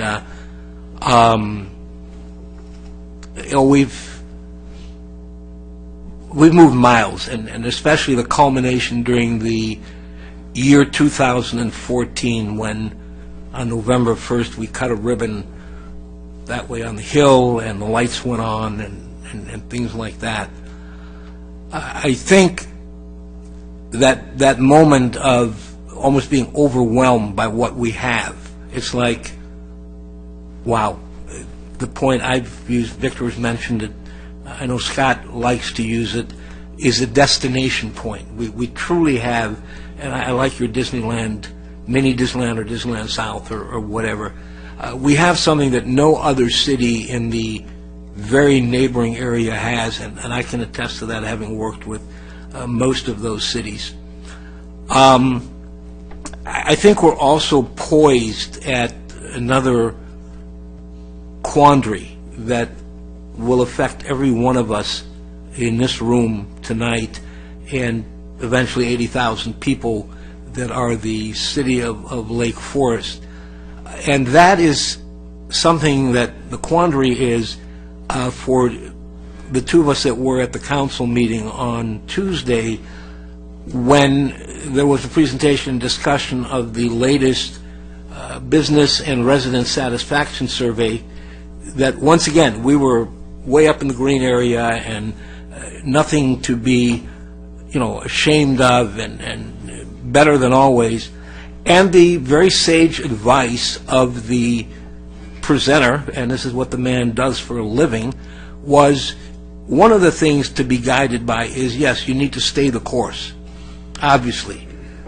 But I think the quandary is to also change a mindset and a change of culture in a way as to how we look at what we have on hand now, how we get to where we want to get in the future, and maybe replace our eyeglasses or our shades and get a different pair that gives us a little bit different reflection as we move on. And I'm not advocating we got all this, let's make radical changes and do this and do that and do whatever, but I'm saying we need to start, in a way, looking at the future that, yeah, there was a point made in that survey that there was a desire for park improvements and more of that. Well, we spent $8 million over a couple of years, and we did a lot of improvements. And there's a lot of people who don't realize that they've been done because they don't get out, and we're going to address, as was pointed out, and that's one of Deborah's main areas, communications and looking at how do we get the word out to the residents and what can we do and how do we do a better job at doing that. And hopefully the residents will even give us input, as is our want in Lake Forest, is to include them. But again, there is a need to kind of change the way that we have done things for eons, build on the foundation. It's an extremely strong foundation as opposed to a lot of other cities, where things change like the wind and there's no continuity. But by the same token, if we take the time and we analyze it and we plan and we look at what other people have done and don't reinvent the wheel for failure, we've got this beauty up on the hill that is a programming mecca, and in our lifetimes we will have that Civic Center complex with all kinds of other amenities and wonderful things that we can do for the city and for its residents. And I want to deviate by saying openly, and I've kind of learned this by having the pleasure and privilege of chairing the Marine Support Committee and getting my face in front of a fair amount of business executives who work in the city. This is their business home, to include the very largest with 2,200 to 3 or 4 of them that have 500 to 1,000 people. And the commonality that I'm finding there is they want to get involved. They want kind of this partnership, but they themselves may not know how to get there and what they need to do. And this is kind of the thing, well, gee, we'd like to help here, but they don't want to be kind of a stepchild. And I appreciate, Victor, your comments and on the basketball uses. It's a great example of something that maybe we should look at doing, can do, and yeah, it's got to be residents have to be the most important. That's number one priority. But somebody employs 500 people, maybe 40 of them live in Lake Forest. Okay, we're adding a gazillion new homes. If we can open our doors and include some of these folks in what we do on a daily basis, who says that Mr. Jones, who works at Oakley, and pull him out of the hat, and is damn tired of commuting and wants to look for another job and things like that, and is unaware of what we do in this city for residents, and he goes somewhere else. They lose a good employee, that whatever. But if we can show ways to keep people in this city, to move into this city, to stay employed by a local employer, the business is going to be eternally grateful, because there's a cost to retrain, rehire, retrain, develop a level of expertise. So, yeah, those are things we need to weigh. And maybe the answer is something off the top of the head like, instead of just open play, you have a corporate league that can come in, and they're given a time frame, so many hours. Again, it's worth asking questions, doing some research, and say, during weekdays we have between 12 and 2 open league time, say for basketball or volleyball or other activities, to integrate people into what we do, to reach out to them, to be part of our major events like the parade, like even the events that if we have the capability, even down to a snowfest, to get people exposed to it, to come there. And just overall, through what we do as a commission, as part of a much bigger entity, it all comes to what's called quality of life issues that will hopefully positively affect the program. It personally offends me when somebody makes a comment about, and I had one make it to me the other day in passing, and it sure would be nice if your city had a senior program. And it was like, excuse me, let me find the 2x4 and hit myself across the head before I take you on. But again, in talking to that individual, they didn't know. And how did I find out to ask that? Because I have had X number of people that I've talked to the first time about the military support program say, you should advertise. This sounds like a great program. Well, we have a website. We have Facebook. We're on the city website.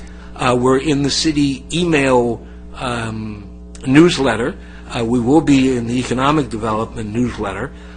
We have a gazillion other things, but not everybody, you got to find that right one. So, again, an example of people who may not even know some of the things we do, come on and recommend them that they come on and give it a try or attend, or we have a senior program Monday through Thursday, meets, here and there.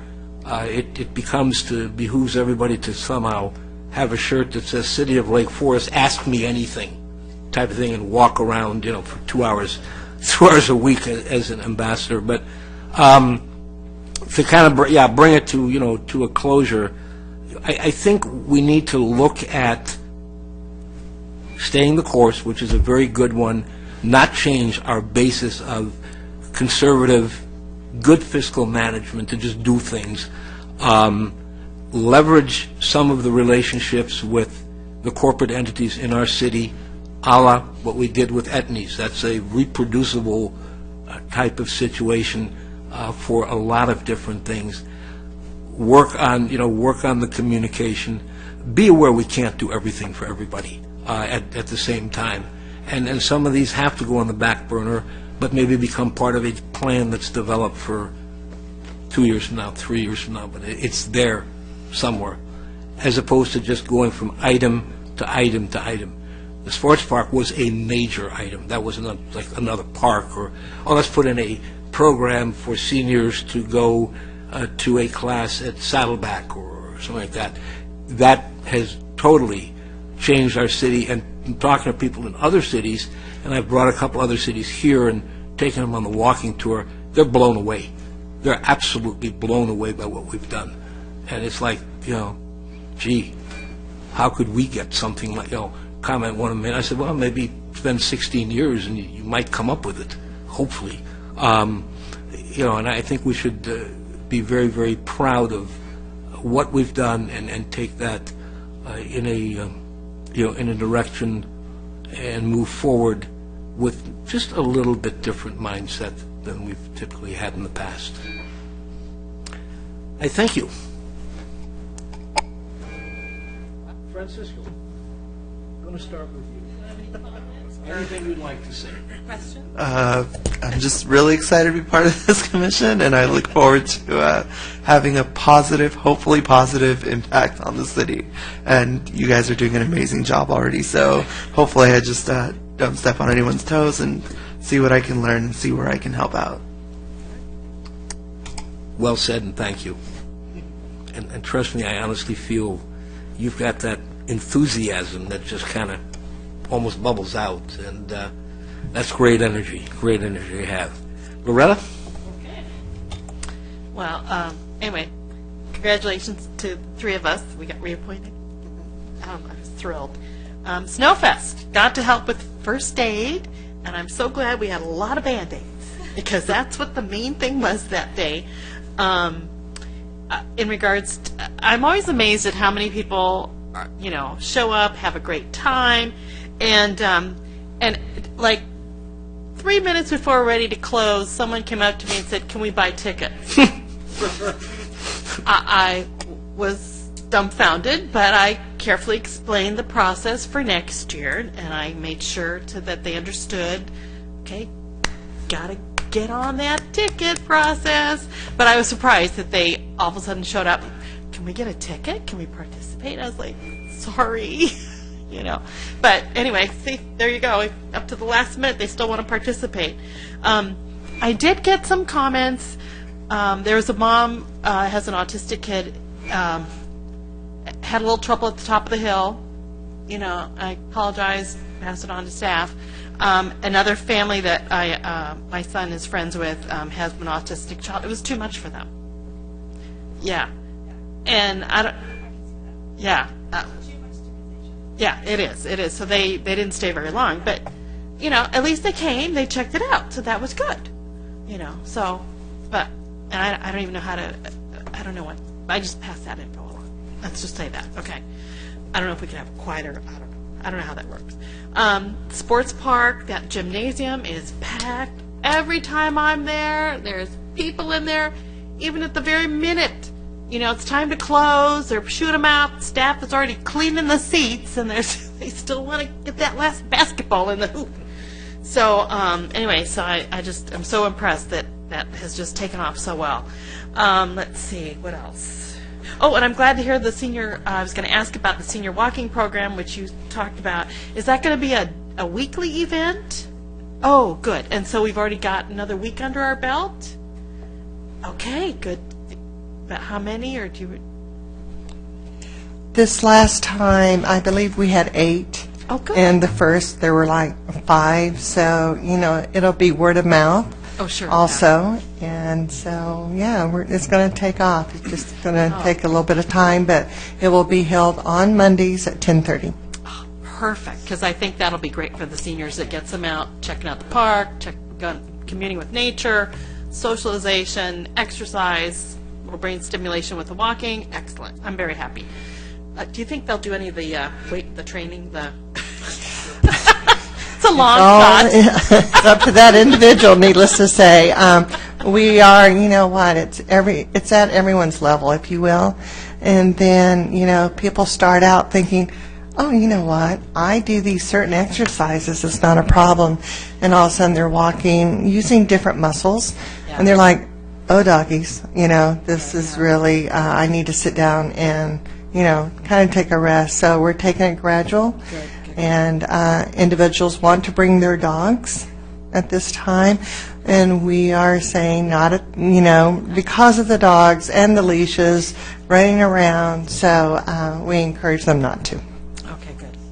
Thank you. Yeah, and I do want to comment on the fitness equipment at the sports park. People are using it a lot. Right? Yeah. Yeah, it's fantastic. I'm glad we put all that stuff in there. So anyway, I gotta get my glasses on. Okay. Teen Advisory Board. We used to, a long time ago, once in a blue moon, they'd come and give us a little report. Can we have that once They're again? revamping. Oh, they're revamping. Revamping the Teen Advisory Board. So I will pass that along, that we'd like to have them come, and maybe not the advisory board come, but report on what they're doing with the board. That would be what, and I'm not asking every month, maybe once a quarter or once every 6 months. It's just nice to have that interaction with them. Right. Because I see them at the teen center, but I don't know who's who. It'd be nice to get that started up again. That would be a good thing. I'm looking forward to our conference at California Park and Recreation Society coming up in Sacramento next month. Nick is going to be a presenter. If you don't know that. Yes. So was it last year? Last year? I think it was last year. He and I got asked to present on social media in municipalities, and so we did a presentation there, and then Nick used part of the presentation and presented it to CPRS, and they asked him to come do a session. Oh, that is fantastic. Yeah. So you've all seen Nick speak. He's very engaging, and it will be a good time had by all. Do you have do you know when in the? I don't yet, but I'll find out and we'll let you know. Okay. Is he? Well, they already have the booklet out. Yeah. Okay. Yeah, because I was looking at trying to figure out what I'm going to take. So it's probably on the website. The whole schedule is posted. Yeah, it is on the website. Yeah. So anyway, I'm looking forward to CPRS. Yep. Do we know who we've hired for our summer concert series, or is that still a secret? I think he's still in the works. He hasn't finalized anything yet. And who's doing that, Ron? Or no, I'm not going to ask for time. I always ask for deal. No, I'm just curious because we always have some great concerts. So anyway, okay. I would like to ask that we used to have a country line dancing class through the Emeritus program. Yeah, and I would, and now, oh, did you? And I still, when I'm come to the senior events, people that I went to that class with are still asking for that. And now that we've got the nice wooden floors at the sports park, I was wondering if we could kind of do that again. Most certainly. You know that when we were offering it through the Emeritus programs, and it was through a specific HOA, and all of a sudden, Yes, that got pulled up. Exactly. But we met yesterday with IBC, and we are definitely looking at, in terms of our fall programming, to include it. Oh, I am thrilled. Thank you so much. I hope we get Ida May and her husband. So they're really good. No, I'm just thrilled with that. Are we going to honor Steve Manning in any way that he is? Did I do your son? I'm sorry. Okay. Actually, we've talked about that as well. Oh. So we're all on the same page. Okay. We're going to be honoring him at one of the council meetings. And yeah, when he can be here. But Brenda and I have come up with a nice gift that we would like to present him as well. Excellent. So Yeah, let us we'll let you all in on that. Okay, great. Thank you.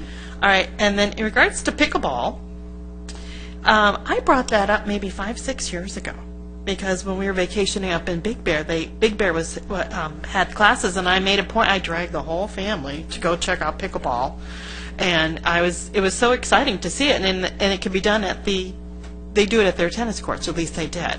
So now I guess they're moving from doing it at the tennis courts. They want their own courts. Is that how it works? Well, I know that some city, and I know Huntington Beach is building their own pickleball courts. Okay. Other cities are using courts that they already have, tennis courts, and putting down temporary lines for them so they can be used by both. So there's definitely some options available. Okay. All right. Well, I'm bringing it up again. So I'd like us to look into it. And I wanted to pass along, I got a very nice compliment on the leaflet from a gal that I've known for a while. She said, I'm so surprised, I looked through it, and there's something that I could do something every day between my grandkids and my family, et cetera, et cetera. So I just wanted to pass that compliment along. A friend went on the website, and they didn't realize that I was a commissioner. And they said, well, let's email her through because they didn't have my home. And it came back with a message saying, oh, it didn't go through at this time or later. I wasn't aware of anything like that, so it's funny that it came back to them with some funny message, so I probably need to check into that. Okay, and I think that's it. So thank you. Happy February. Here you go. It's just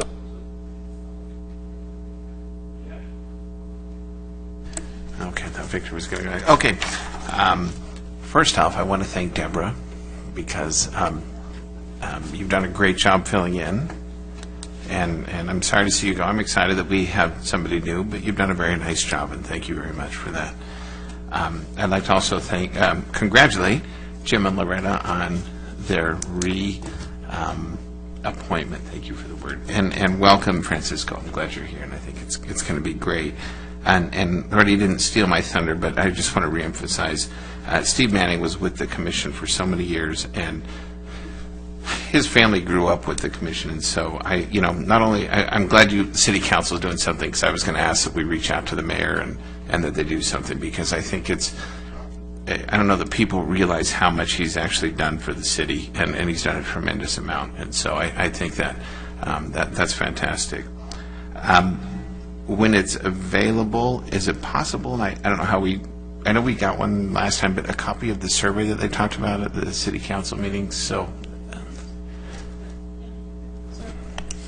Yeah, we're not printing them this year. It is online. I can see. Oh, it is online. Okay, so it is. I didn't look on the website, so sorry. Okay. And if you really, really want it, I'm sure we can print it. No, I can print it. No, I got that. That's not a problem. We will send you the link. One other thing, and I reached out to Deborah and Robin. I'm just going to bring it up every meeting until it gets done because I'm embarrassed by it. We need to get lights in the batting cages, and I know we're working on it. I know it's going before council meeting. I'm going to say I'm frustrated about it because I brought it up in September. And so baseball season starts. I'm happy to say we start practicing at the new sports park next week, which is, my son cannot wait. And so it's very exciting. But we don't have lights in the batting cages, and that's embarrassing. And that should have been handled. So that's not anybody's fault. I think it was a misstep. But I'm not going to let it go until we have lights in the batting cages, because it's a safety thing. We can't have the cages open at night. So anyway, I like pickleball, by the way, and I think you guys were at the Portola workshop. Is that right? Okay, and so I think because the soccer people and the baseball people didn't show up, they lost their field, and I believe we're putting pickleball in the, so I'm looking forward to the next Portola meeting because, and I live over there, so it'll be kind of fun, so you'll have to teach me how to play. So, but I do think we're hearing more and more about it. Everywhere I turn around, someone's talking about pickleball, so I think it's kind of cool that we're kind of on it.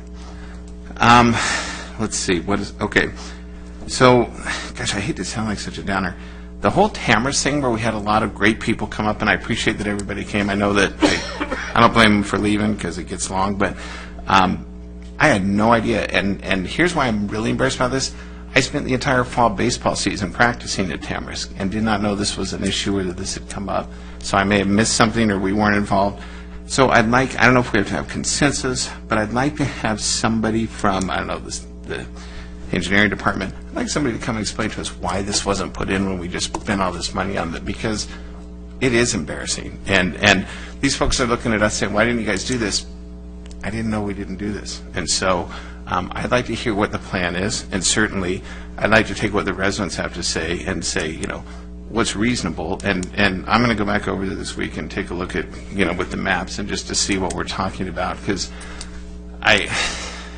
it's the park is beautiful, the fields are awesome, the playground is unbelievable. So I'm sort of surprised by this, and so.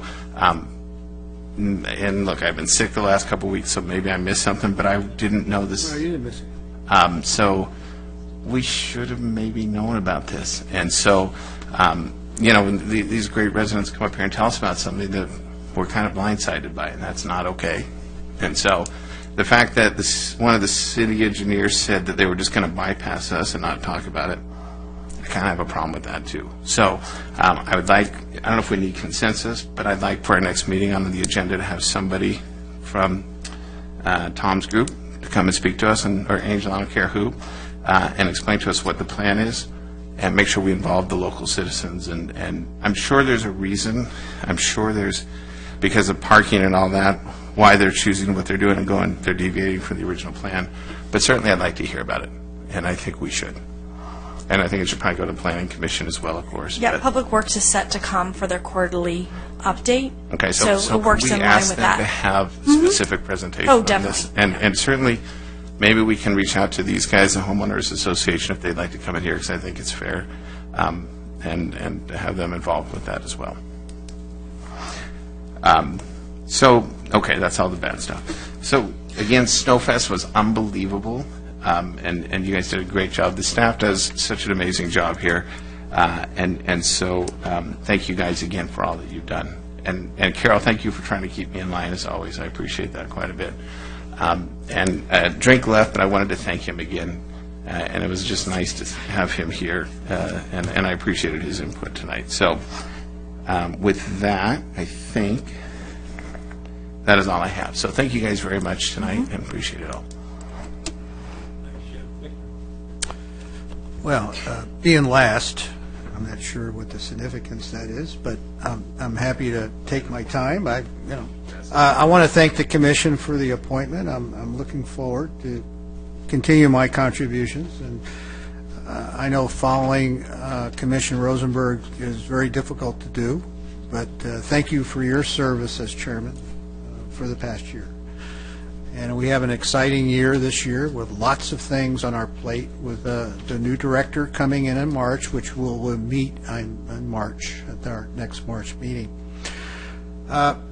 First, and I'm glad you brought this up, Jeff, on Tamara's, because I don't like to be blindsided, and I am upset about the fact that when we hear this from our citizens, and we have to hear it from the public first, not good business. And I want to know immediately what the thinking process was to begin with by being bypassed. Was it because we don't have a need to be involved? Is it because, I don't know. But there's no excuse from my perspective. And I certainly want to get to the bottom of it, because I don't want this ever to happen again. There's no reason why we shouldn't have been involved at the front end. Now, maybe there's an explanation from city staff. certainly like to find out ASAP. As a matter of fact, I don't want to wait till March. I want to try to get to the bottom of it. So I have personally an understanding of why that was. Maybe it was overlooked. Who knows? But I would like very much to know firsthand, and if the comment is accurate from our public, which I don't see a reason why it wouldn't be, of intentionally being bypassed. So I would like to know more about that in advance of our March meeting, as much as possible. So I'd like to ask city staff for your assistance on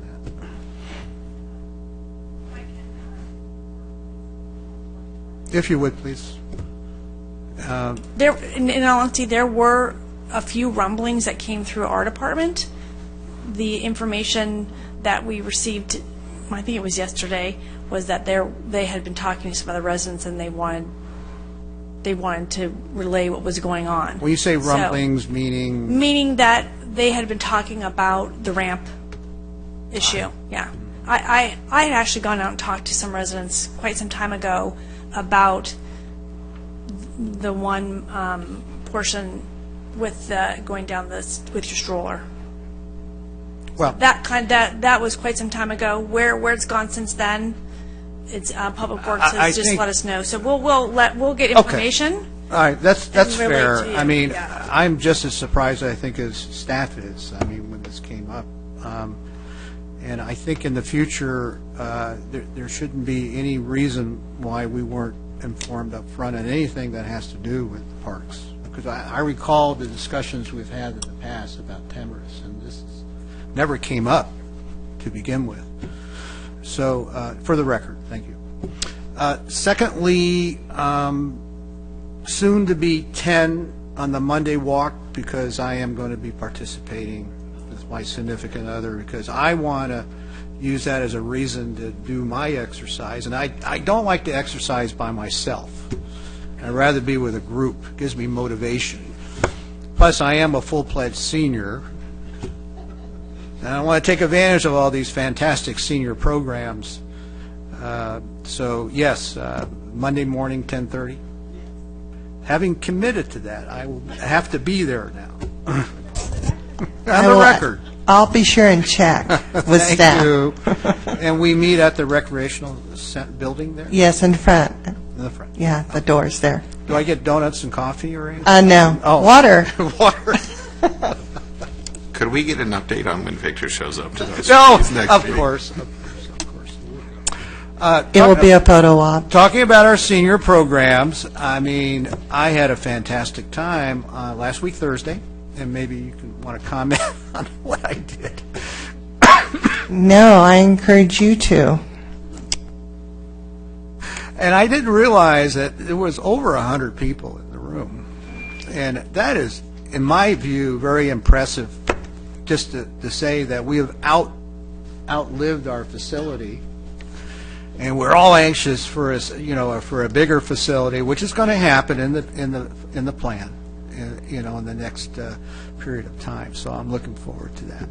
Be another sports park kind of anticipation, and the new city hall will have a nice facility there. I would assume within a 2-year period. Is that realistic? Maybe 3. I don't know. I don't think anybody knows. But it'll be on the short term. It's a very exciting time, again, I say that every year, with all the things going on and things to be happening, certainly with the new director and with everyone's plate getting pretty full as time goes on. So I'm excited, and I think, speaking for the group, Francisco, we're going to have to get you over to the sports park if you haven't been. He's been. You been? Okay. Oh, good. You got the grand tour. Well, that's fantastic. All right. Other than that, I don't have anything else, but my gosh, I'm so excited to be part of what's going on in the city, and I think I can speak for all our fellow commissioners, and there's so many things that we can be thankful for. So congratulations on your appointment. And also I want to extend a special thank you to Carol. I don't think you get enough recognition for all the hard work you do and all the things that you do to help us, so thank you very much. And I'm looking forward to working with you this year. And without Carol, I don't know where we would be, so. Okay, well, so let me just update you. Lesson is called, Nick is teaching a class called Increase Outreach Using Social Media Techniques, and it's scheduled for March 12th between 4:15 and 5:30 p.m. March 12th. Yeah, doesn't negates, March it 12th. doesn't say exactly where. Mm-hmm. Yeah. Also, I have copies of the original consensus plan for Tamarisk. I have all of them, if you need them. Okay. My last comment is more to stimulate our thinking strategically. Having read the 5-year plan, which I was fortunate enough to be in the office, I think I got your copy, Vicki, that I borrowed when I was in there, and it was heavily guarded. I mean, you know, it was, I think, one of the few copies. No, I asked somebody to find it. I don't know where. I think they took it off your desk. But it's so you know, it's a document that, you know, is only a few copies, and I understand. But having read through the 5-year plan, one of the things that caught me, and it's something that I like to stimulate thinking about, is cost recovery. And the cost recovery meaning that, and looking at partnerships in the community, looking at fee sharing, looking at ways, and not do it punitively, by all means. We certainly understand the value of the public services, but by working with third parties, even to the establishment of a nonprofit foundation, which is realistic because other cities are doing it. And I think it's been in the 5-year plan for some time. And I like to, particularly with the new director coming online, take a look at exploring that in more detail on the execution side of it. And if we were to do something like this, what form would it take? What's the best approach? How do we execute this type of thing? I mean, this is all new, I think, to all of us. You know, how do we establish a tax-exempt, IRS-approved, what have you? And I think Commissioner Rosenberg's had some exposure to that in the past. But I really believe we should explore this in more detail because it would be a mutual benefit, particularly with the Sports Park coming online and other activities that we're doing in trying to do some cost recovery in such a way that it would be a win-win situation in partnering with our business partners and civic organizations. Other than that, that's all I have. Thank you very much. I just want to address Victor and the nonprofit, whatever. Gary Miguel worked on that. We've got one ready to go. City Council has not approved it. So there you go. That's the update, because I know we finished that 5-6 years ago. You also got the execution side. Yeah. Where do we go from there? Right. Well, I think we need City Council approval. Yes, we do. So. Let me, last comment on that. As you alluded to, yes, before Lake Forest, I've had opportunities to be involved with 501c3s to include establishing them. One of the things that does happen if you put it under this kind of a structure, there's a cost factor involved. And that's something always to look at, especially if you don't have a real major noble cause to raise lots of money that will offset that cost. You don't want to get to a point where your cost is equaling what you're bringing in, for one thing. There are staffing issues then, time, money, control issues, you know, et cetera, et cetera.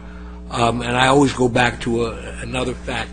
If another city has it or another entity has it, I liken that to if the entire city of Tahunga decided to go down to the Vincent Thomas Bridge and jump off, does that mean everybody in Lake Forest should follow? You know, and things are established for a reason. The city's done, quote, some cost recovery things, which I totally believe in, without, you know, going through, let's say, additional expense. It's an option, but I think also defer to some of the decisions made over the years where this has been brought up that maybe it's not the best way. Just a comment again.